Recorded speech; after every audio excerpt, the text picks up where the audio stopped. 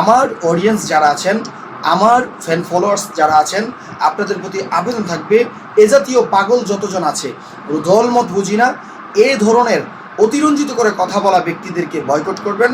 এ ধরনের অতিরঞ্জিত কথা বলা, মানুষকে নিয়ে খুব বেশি বাড়াবাড়ি করা, স্বয়ং আল্লাহ পর্যন্ত হাত দেওয়া, এ জাতীয় মূর্খ, এ জাতীয় ভণ্ডদের থেকে আপনারা সাবধান থাকবেন, এদেরকে এড়িয়ে চলবেন।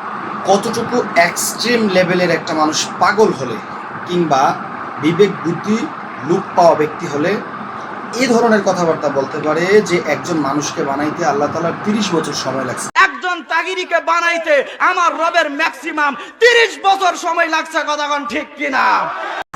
আমি কোনো ব্যক্তি, কোনো দলকে মেনশন করছি না, বরং আমি তার এক্সট্রিম লেভেলের অতিরিক্ত বাড়াবাড়ি করে কথা বলাটার বিরোধিতা করছি।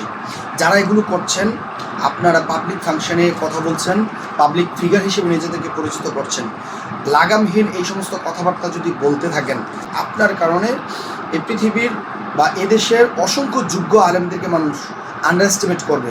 আলেমদেরকে বলবে যে এই আলেম তো এরকমই কথা বলে, উল্টাপাল্টা কথা বলে, হুজুররা ওজনবিহীন কথা বলে, হুজুররা কোনো পরিমাপ করে কথা বলে না, হুজুররা তাদের মন গড়া কথা বলে। এ জাতীয় চিন্তাধারা মানুষের জনমনের সৃষ্টি করার জন্য কিছু অতিরঞ্জিত করে কথা বলা মানুষ এর জন্য দায়ী।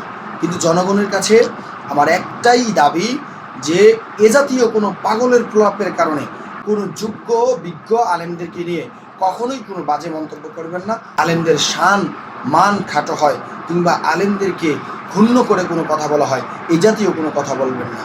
তবে